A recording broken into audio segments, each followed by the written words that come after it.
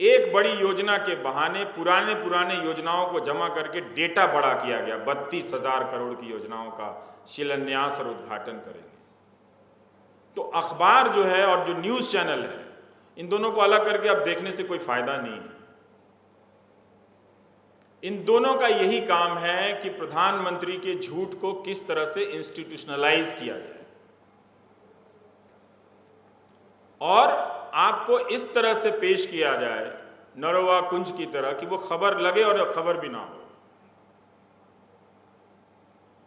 और ये भी इतना लंबा वक्त गुजर गया है कि आप भूल गए हैं कि नहीं इतना ज्यादा नहीं होता होगा। मैं सिर्फ 2000 में वो चिप की बात नहीं कर रहा हूं, वही एक विचलन नहीं है।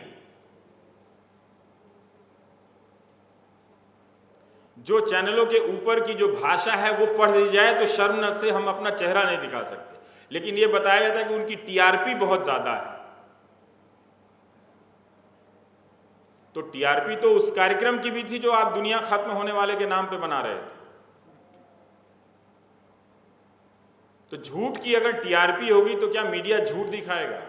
फर्जी बैठकों में और डिबेट के मुद्दे इस तरह से निकाले गए और जिन पर किया गया है।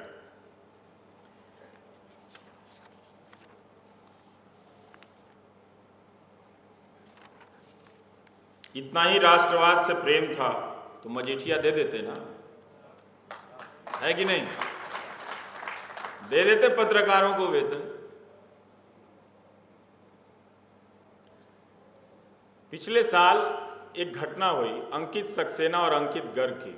कई बार आप देखते होंगे कि जो ये न्यूज़ चैनल हैं उनकी जो स्थितियां हैं, जब हम किसी उनकी गलती को पकड़ते हैं तो इस तरह से हो जाता है कि शायद ये अपवाद है। ये अपवाद नहीं है। फरवरी में अंकित सक्सेना की हत्या होती है और अक्टूबर में एक अंकित गर्ग के नाम के लड़के की हत्या होती है दिल्ली में। और दोनों का जो कवरेज है इन 5-6 जो भी महीना गुजरता है, इनके बीच में 8 महीना, उससे पता चलता है कि सांप्रदायिकता अब इस मीडिया की राष्ट्रीयता है। इस पे जिद सवार है कि किसी ना किसी तरीके से हम हिंदू मुस्लिम कर देंगे। इतनी मेहनत के बाद भी समाज ने, मुझे तो हैरानी होती है कि बहुत ही संयम दिखाया, जलाने का कम प्रयास नहीं किया था।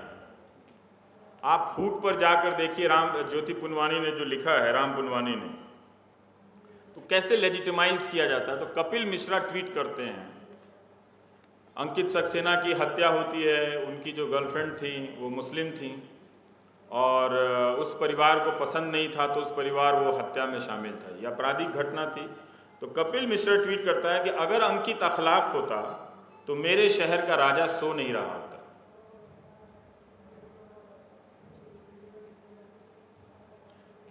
अब इस बयान के सहारे जी न्यूज़ और एबीपी न्यूज़ ने सुपर लगाया, अखलाक पर हंगामा, अंकित पर नेताओं की चुप्पी क्यों। तुरंत आपके मेमोरी से आपको रिप्लेस कर देता है कि जब अखलाक की मौत हुई तो ये चैनल सवाल नहीं पूछ रहे थे, बल्कि अखलाक के मौत के समय भी ये चैनल उन सवालों को दबाने में लगे हुए थे और जो सवाल कर रहे थे उसको अवार्ड वापसी गैंग बताने में लगे थे। लेकिन जब अंकित सक्सेना की बारी आई तो ये सुपर चला एबीपी न्यूज़ पर कि अंकित पर नेताओं की चुप्पी क्यों। और ज्योति पुनवानी ने लिखा है कि डिबेट के अंत में रोमाना खान ने अंकित सक्सेना की हत्या के लिए सेक्युलर पॉलिटिक्स को जिम्मेदार ठहरा दिया। इस तरह की राजनीति ने नफरत के बीज बोए थे, वही तो फल आएगा, ये उनका बयान है। तो सेक्युलर पॉलिटिक्स को आप कम्युनल पॉलिटिक्स की तरह और कम्युनल पॉलिटिक्स को आप नेशनलिस्ट पॉलिटिक्स की तरह आप इन चैनलों में देख रहे हैं। और ये बहुत आराम से सीना तान के हो रहा है क्योंकि ये एक नया सामान्य है कि हाँ, सांप्रदायिक होना वो उस हिंदू गौरव का हिस्सा है जहाँ किसी मुस्लिम के मार दिए जाने से हम संतोष कर सकते हैं। शर्म नहीं आती? 15 करोड़ आबादी का हमने इस तरह का माहौल रच दिया है कि बीजेपी तो छोड़िए, जो बाकी विपक्षी दल हैं वो भी अब मुसलमानों को प्रतिनिधित्व देने से डरते हैं। और अब भी आप कह रहे हैं कि सब ठीक है, एक्सक्लूजन हमारे सोसाइटी में नहीं हो रहा है। इतनी बड़ी संख्या का राजनीतिक प्रतिनिधित्व समाप्त किया जा रहा है और लगभग कर दिया गया है। तो आप किस गुमान में बैठे हैं कि जब आपकी बारी आएगी, भले ही आप गिनती में 1.5 करोड़ हो या 4 करोड़ हो, आपको गायब कर दिया जाएगा। हर संख्या को इस मीडिया के जरिए शून्य में बदला जा रहा है। आपकी संख्या अब इससे अहमियत नहीं रखती। तो इनका ये मैं पढ़ के बताना चाहता हूं कि जो फ्लैश चल रहे थे उसमें एक और था कि अंकित को प्यार की सजा या हिंदू होने की सजा। अंकित के मर्डर पर चुप्पी से केजरीवाल बनेंगे मुसलमानों के मसीहा। चला है, चलता है अभी भी इन्हीं चैनलों पर। आज तक पर अलीगढ़ पर एक अलीगढ़ पर यूनिवर्सिटी में, उस यूनिवर्सिटी पर कितने हमले हुए आप देखिए। हर चौथे पांचवें महीने एएमयू चला आता है। तो डिबेट सज रहा है, एक जिन्ना समर्थक और जिन्ना विरोधी लिखा हुआ है। अब जो प्रोफेसर जामिया का बैठ के गया है समझाने, उसके पीछे लिखा हुआ जिन्ना समर्थक।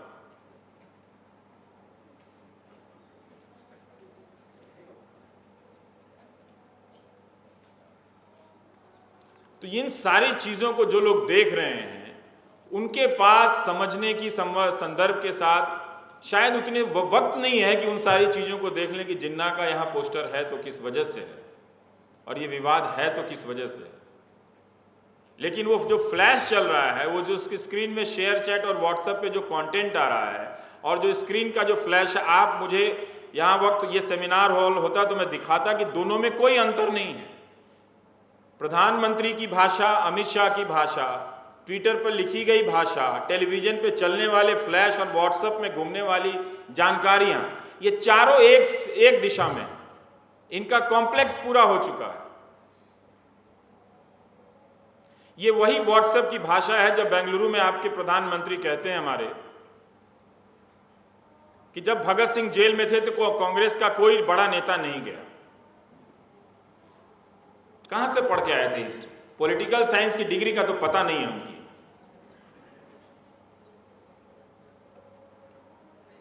किस यूनिवर्सिटी से एंटायर पॉलिटिकल साइंस की डिग्री लेके आए, वो कोर्ट में है मामला अभी तक,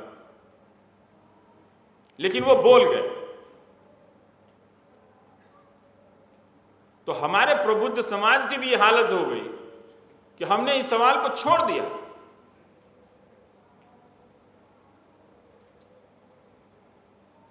झूठ बोलने की राजनीति में भगत सिंह का भी इस्तेमाल हो गया।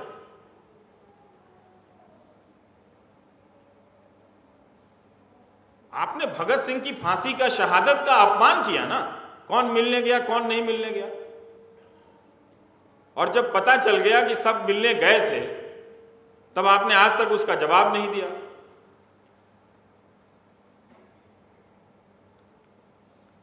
जवाब देंगे कैसे? सवाल ही जब पूछा जाएगा कि ऐसी फकीरी कहां से लाते हैं, तो जवाब क्या देंगे आप? ये हम सब के साथ सामने हो रहा था।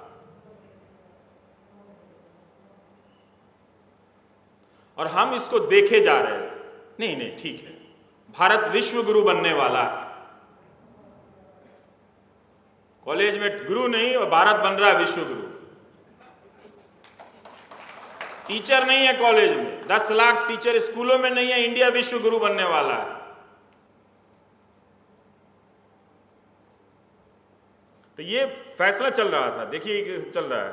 फिर आया जी न्यूज ने लिखा कि मुस्लिम वोट के लिए अंकित की हत्या पर सियासी मौन। जबकि उस व्यक्ति का पिता कह रहा है कि मेरे बेटे के गम का इस्तेमाल आप हमारे मोहल्ले में सांप्रदायिकता फैलाने में ना करें। उसके बाद भी ये बातें टीवी पर चली हैं। अब ये फरवरी 2018, अब आता है अक्टूबर 2018। याद दिलाना चाहता हूं एक एक घटना से, नहीं तो सब भूल जाते हैं जनरल बातों में। 2018 में क्या हुआ? एक अंकित गर्ग की हत्या होती है दिल्ली में। तो चैनल पर चलता है अंकित को प्यार की सजा या हिंदू होने की सजा।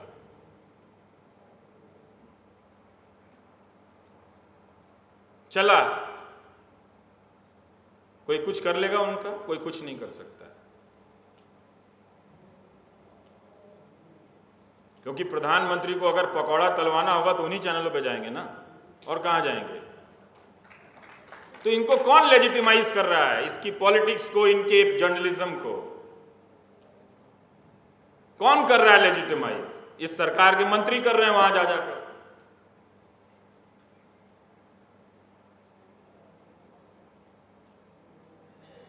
चैनल पर एक हैशटैग चला था कि मर्डर पर सेकुलर सन्नाटा।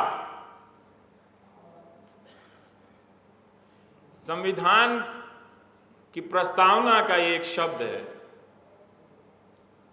इससे ऐतराज है तो उसमें फ्रेटर्निटी भी है, भाईचारा भी है। उससे तो किसी को ऐतराज नहीं है ना, भाईचारे से। लेकिन इन चैनलों पर चला, और आज तक ने अपनी वेबसाइट पर खबर की हेडिंग लगाई, दिल्ली में टीचर की गोली मारकर हत्या, मुस्लिम लड़की से अफेयर बनी वजह।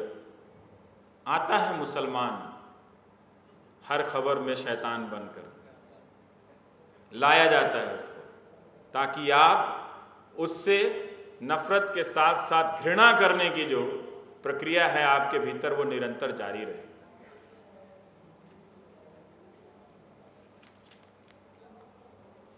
जिस पत्रकारिता में सवाल पूछने का दम नहीं, उस पत्रकारिता में आपको खत्म करने का, आपकी भाईचारे को खत्म करने का ऐसा दुस्साहस उसी पत्रकारिता में आ सकता है जिसमें सवाल पूछने का दम ना हो। ये चलाया गया, और आज जबकि 5 अक्टूबर को पुलिस ने लिखा कि उसकी अंकित गर्ग की हत्या ऑनर किलिंग नहीं थी। ये हमारा अपना एक कोड था कि हम बहुत जल्दी सांप्रदायिक नतीजों पर नहीं जाएंगे। लगा रहे हैं हेडिंग फटाक से, मुसलमान अगर कहीं है तो तुरंत लगा रहे हैं उसको, सेकुलर है तो कोई गैंग है जिसको बोलना है। तो अखलाक पर नहीं बोलने वाले कौन लोग गैंग हुए इनके हिसाब से?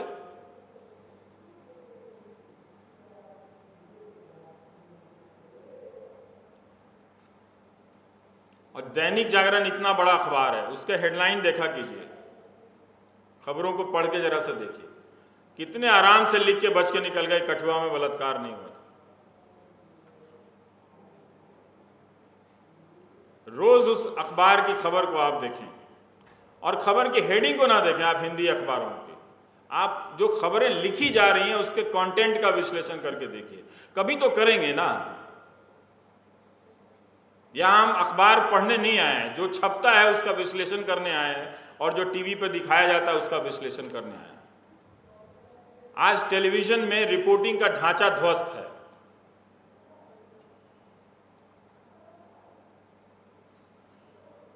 दो चार लोग हैं जो स्क्रिप्ट राइटर हैं टीवी पे, जो 30-35 सेकंड के फुटेज पे खेल जाते हैं और कुछ भी लिख देते हैं, जिसमें सिर्फ भाव है, सूचनाएं नहीं है। तो जब तक आप सूचना लेकर नहीं आएंगे तो वो सवाल आपका बनेगा नहीं। बगैर सूचना के विचार नहीं बनेगा।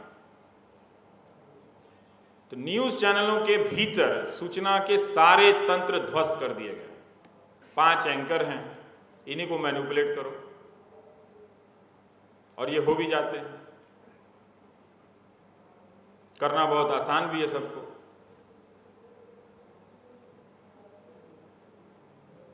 आप पिछले दिनों याद कीजिए कि पिछले 5 साल में हिंदी अखबार या हिंदी न्यूज़ चैनल के जरिए कौन सी ऐसी खबर आई जिस पे दुनिया चर्चा कर रही थी। इतनी खाली कमी कभी नहीं रहती थी। जिलों से मिलता हूं पत्रकारों से, तो यही कहते हैं कि ये आप चला लीजिए, हमारे यहाँ तो चलेगी नहीं। सबके मोबाइल में एक नहीं चलने वाली खबर की कैटेगरी है, ये हमारे यहाँ नहीं चलेगी, आप चला लीजिए। उन चैनलों के ही बताते हैं जिनको वो कहते हैं कि वो नंबर 1 है, नंबर 2 है।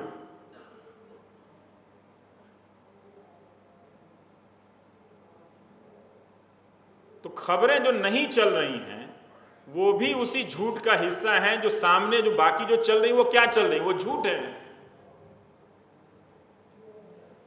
जो मूल खबर है, जिसके जानने से हमारी पूरी समझदारी बदल जाती है, उस खबर को दबाया गया हर स्तर पर। कितना भयावह है।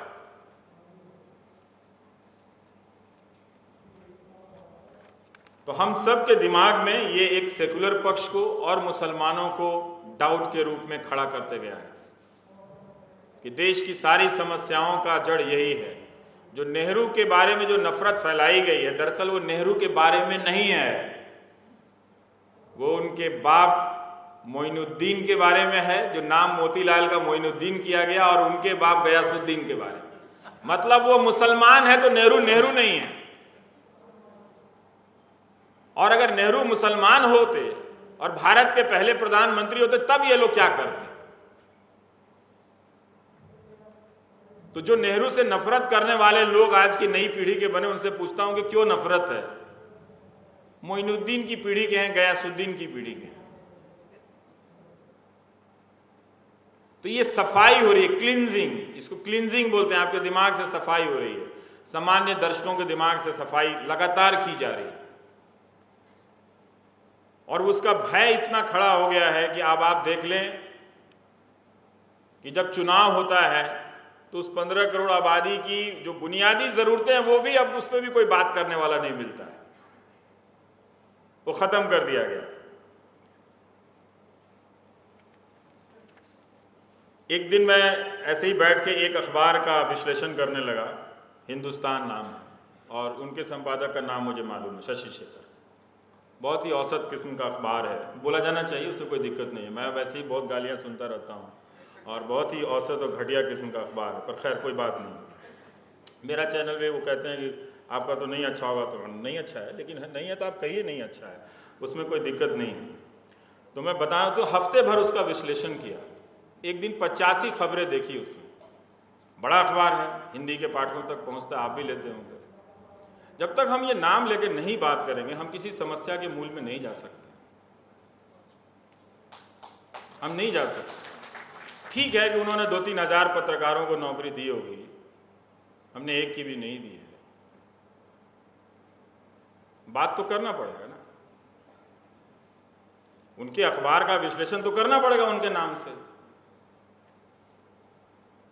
तो 85 खबरों का विश्लेषण किया, 5 या 7 खबरों में नाम था, बाकी किसी में नहीं। कई प्रकार के उस संवाददाताओं के नाम ले आए हैं, हीटी संवाददाता, विशेष संवाददाता, प्रमुख संवाददाता, फलाना प्रधान संवाददाता। प्रधान संवाददाता है, मुख्य संवाददाता है, और प्रमुख संवाददाता है। कई तरह के संवाददाता पैदा किए गए,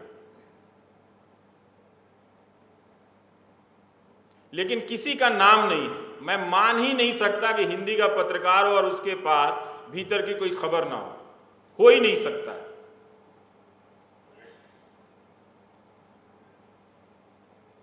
लेकिन उसमें कोई खबर नहीं थी, तो उसकी एक खबर के एक विश्लेषण किया ताकि मैं बताना चाहता हूं।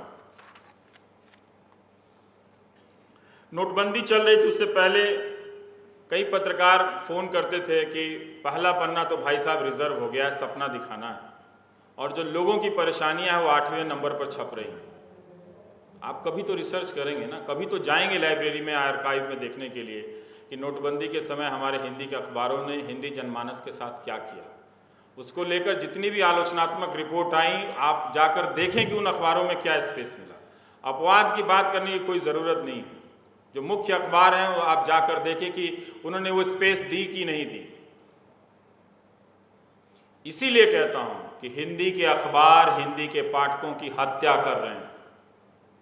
अगर आप अपने पाठकों तक सूचनाएं नहीं पहुंचने दे रहे हैं, तमाम तंत्र होने के बाद भी, तो ये सूचना विहीन स्थिति आप बना रहे हैं, और ये भी एक हत्या के बराबर है।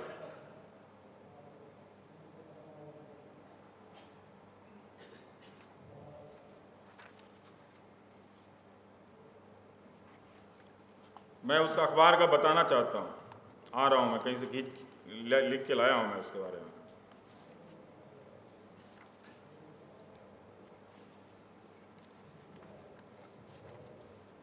क्योंकि हम सब डर गए एक दूसरे से, इनके बारे में कह देंगे तो अपना लोग लगा देंगे, ये लोग लगा देंगे, अब लगा दें जहाँ जो लगाना है, उससे मुझे कोई फर्क नहीं पड़ता।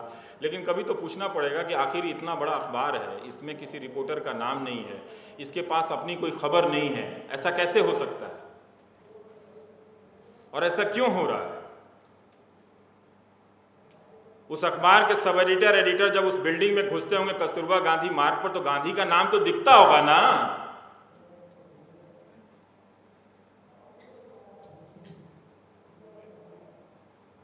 आप कल से उस अखबार को देखिए। समय नहीं है, संसाधन नहीं है, तो मैं 100 अखबारों का उदाहरण लेकर आता यहां पर।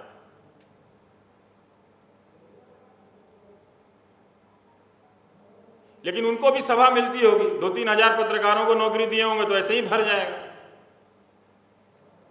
आप उस अखबार की जो रफाल मामले पे जो उस अखबार ने जगह दी, कमाल का, आप उसको स्टडी कीजिए।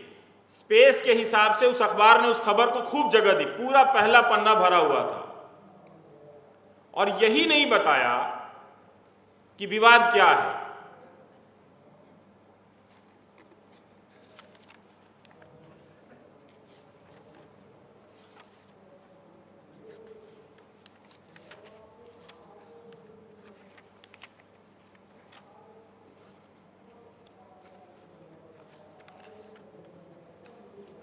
उसका हेडिंग था कि रफाल पर नए खुलासे से तकरार।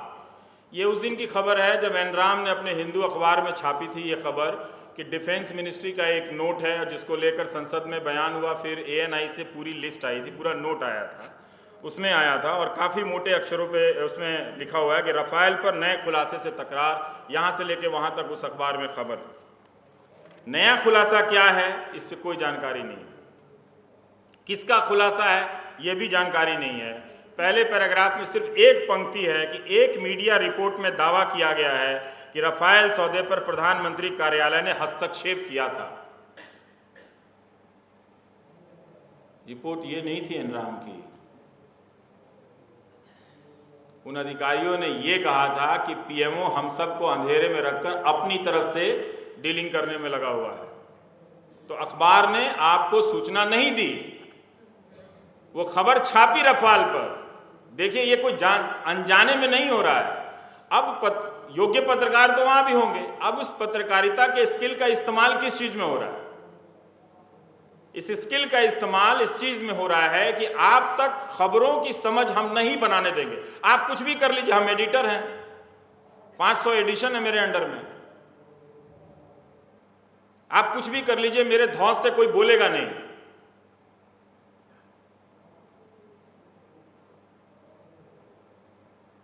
तो सब हम ही से पूछिएगा, किसी दिन शशि शेखर जी से भी पूछिएगा।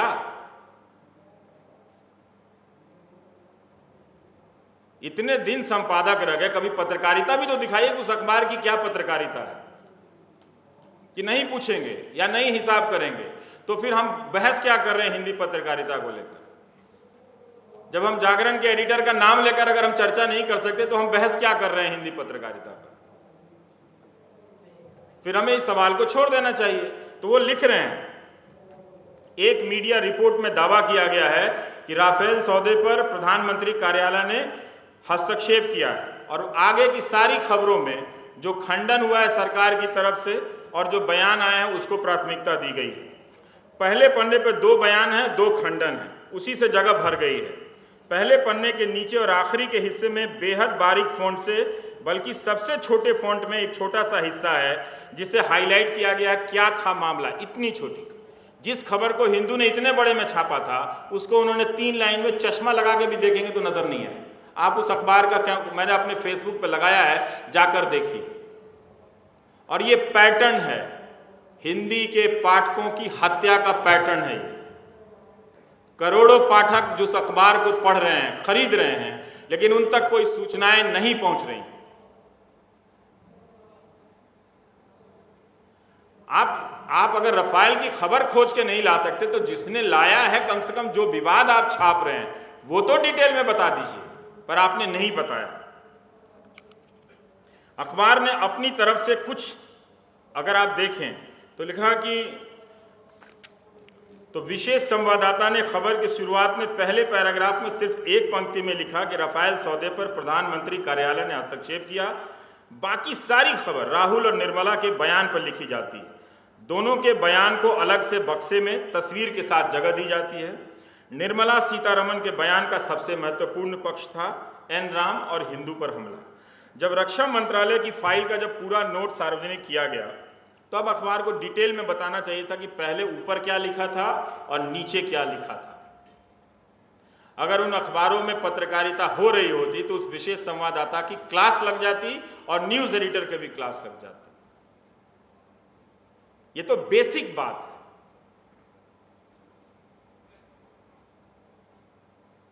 ये भी समझाना पड़ेगा।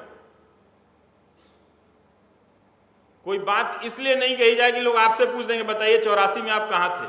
नहीं थे पत्रकार 84 में, अभी हुए तो अभी सवाल पूछ रहे हैं। हम क्या करें? हमको आज एंकर बनाया तो हम आज पूछ रहे हैं, आज का हम पूछ रहे हैं। हमको कल का पता नहीं है कि हम एंकर रहेंगे कि नहीं रहेंगे। इतना बड़ा अखबार, और जब मीटू का घटना हुआ तो एमजे अकबर की खबरें चल रही थी और रोज रात को मैं अपने कार्यक्रम में बताता था कि जिला संस्करण के 3-3, 4-4 प्रमुख अखबारों में वो खबर नहीं होती थी एमजे अकबर के बारे में, लेकिन आलोकनाथ के बारे में खबर होती थी। वो मीटू कैंपेन था, पर सरकार के एक मंत्री के खिलाफ पत्रकारिता के ही से जुड़ी 20-22 लड़कियां आरोप लगा रही थी लिखकर। उसका कोई डिटेल नहीं था, 1-2 अखबारों को छोड़कर। और जब मंत्री जी आए और उन्होंने खंडन किया, तब उन अखबारों में जिसपे मीटू की खबर एमजे अकबर वाली नहीं थी, वो बड़े में छपती है। ये किसी एक दिन अचानक नहीं हो रहा है, किसी एक व्यक्ति के लिए नहीं हो रहा है, बल्कि हर दिन हो रहा है। हर दिन हो रहा है। आप सभी जागरूक नागरिकों को, इन संपादकों को पत्र लिखना चाहिए।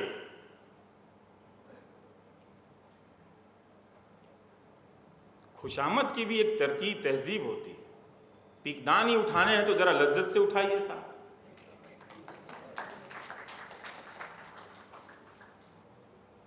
अगर इसी स्थिति में पहुंच जाना है, इसको नहीं बोलना है, तो सब खत्म मान लेते, नहीं बोलेंगे। बोलेंगे क्यों नहीं? उस अधिकारियों ने तो हर स्तर पर आपको सूचना की एक तरह से सफाई की गई है। आपको लगता होगा कि अलग अलग माध्यमों में आपको सूचना का विकल्प मिल रहा है। दरअसल नहीं, उन्होंने सारे विकल्पों को 2-3 भावों तक सीमित कर दिए हैं। आपको सूचनाएं नहीं मिल रही। यही हमारी हिंदी पत्रकारिता ने किया है। उसने सवाल पूछने वालों पर पहले हमला किया और हमला करते करते उसने सवाल पूछने की अपनी जिम्मेदारी से तौबा कर लिया और ये लोगों को बता दिया कि पूछने का मतलब, देखो तुम पूछ रहे हो तो तुम अर्बन हो, अर्बन नक्सल हो, हम कैसे सवाल पूछें? चीनी चाशनी लगाकर सवाल पूछे जा रहे हैं। यही हमारी पत्रकारिता है। अगर ये दब्बू नहीं है तो क्या है? ठीक शब्द तो कायर ही था।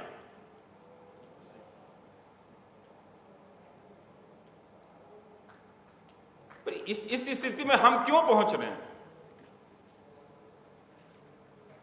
और ये रोज हो रहा है। आप किसी भी तभी न्यूज चैनल को आप चलाकर देखिए कि सूचनाओं एक इंफॉर्मेशन लेस स्थिति है और आप ही इस डेमोक्रेसी में एक्सक्लूड किए जा रहे हैं दूसरी तरीके से। जब सूचना ही नहीं है तो फिर वो जागरूकता किस बात की? इतने सारे न्यूज चैनल, कहीं भी अब आप देख लीजिए एक से एक खबरें होती थी, सब बंद हैं। डिबेट सजाओ, दंगल, हल्ला बोल, राजनीति, रणनीति, और उस डिबेट का टोन क्या है? क्वेश्चन किसकी तरफ से पूछा जा रहा है? ज्यादातर अगर आप देखेंगे तो वो विपक्ष को एक तरह से शिकार करने के लिए सारे टोन, उसकी जो भाषाएं लिखी जाती हैं। पुलवामा मामले में तो ये निर्लज्जता की सारी सीमाएं भाई लोग पार कर गए और राष्ट्रभक्त बनने आए थे।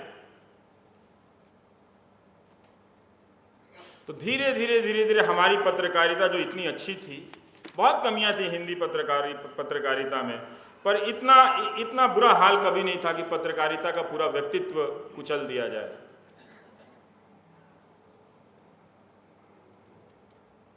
अगर सरकार का समर्थन ना मिले तो इन संपादकों के चाल में भी वो रवानगी नजर नहीं आएगी। आप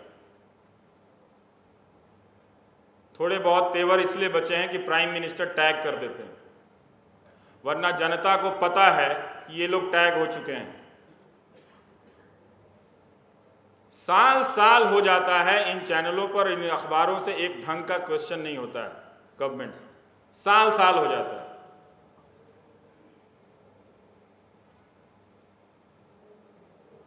और उसके हम एक निष्क्रिय ग्राहक बनते चले जा रहे हैं। तभी कहता हूं कि 2.5 महीने चैनल मत देखिए। जब उसमें सूचना नहीं है, उसमें पत्रकारिता नहीं है, तो पत्रकारिता समझ के क्यों पैसे देने हैं उसको, क्यों वक्त देना है आप? उसमें साहस नहीं है पूछने के लिए। नहीं तो मंत्री जी आपके कॉन्क्लेव में नहीं आएंगे। पत्रकारों के ट्वीट मॉनिटर किए जा रहे हैं। बताया जाता है कि आप सरकार विरोधी क्यों लिख रहे हैं। पता तो कीजिए, आप सबके पत्रकार मित्र हैं, पता तो कीजिए क्या क्या हो रहा है, किस किस तरह के निर्देश आ रहे हैं। वो नहीं लिख सकते, आप उनसे पूछ के आप लिख दीजिए। कम से कम समाज को हम बता तो दें कि क्या हुआ है, किस तरह का मीडिया का ढांचा ध्वस्त किया गया है। और इस ध्वस्त ढांचे में हमारे प्रधानमंत्री टैग करते हैं कि मतदाताओं को जागरूक कीजिए। अब यही सवाल मतदाता से भी पूछेंगे कि भाई मतदाता मेरे, इतनी फकीरी तुम में कहां से आती है? Thank you.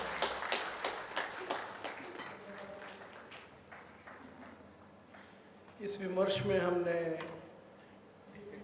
इंडिया टुडे के पूर्व संपादक और माखनलाल पत्रकारिता विश्वविद्यालय के पूर्व कुलपति श्री जगदीश उपासने जी को भी बुलाया था, और सोच समझ के बुलाया था, जिससे कि विमर्श में सब पक्ष आ सके। और ऐसा हम हर बार करते हैं। अब वो ऐन वक्त पे नहीं आ पाए, तो हमें उम्मीद थी, कल खबर आई थी कि राम बहादुर जी राय जी आएंगे और वो बोलना भी चाहेंगे, लेकिन मुझे तो राम बहादुर राय जी भी शायद अब नहीं दिख रहे हैं।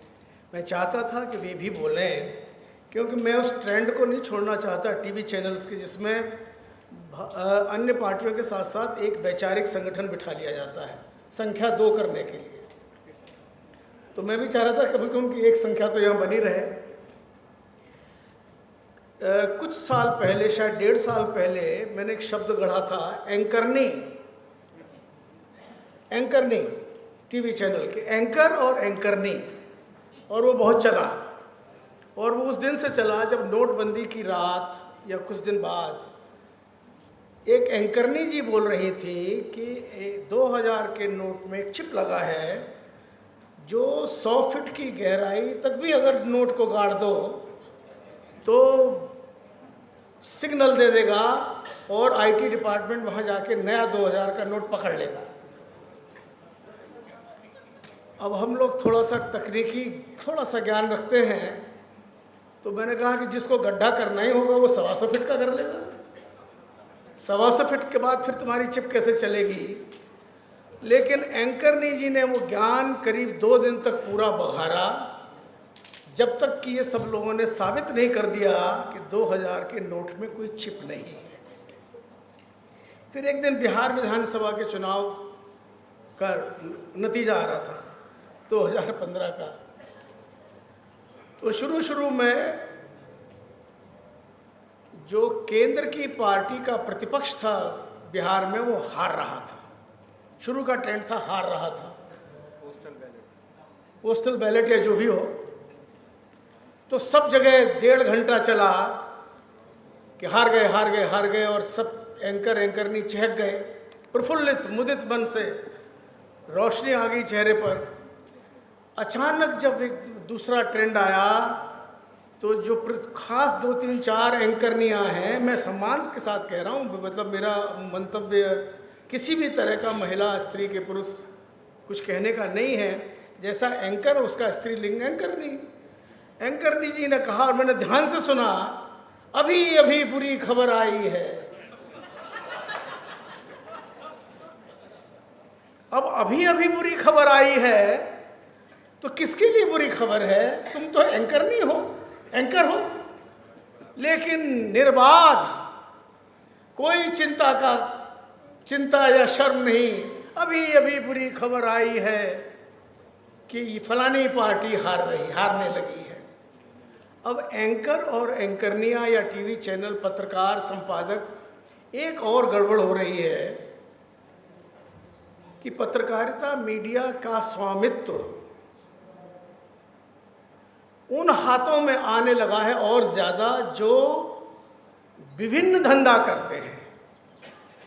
ठेकेदार भी हैं, दवाई का कारखाना भी है, ट्रक चलते हैं कई हजार, यूनिवर्सिटीज़ भी बना रखी हैं और प्रबंध संपादक हैं, यानी मालिक संपादक हैं। अब उनकी किस धंधे के प्रति आस्था होगी?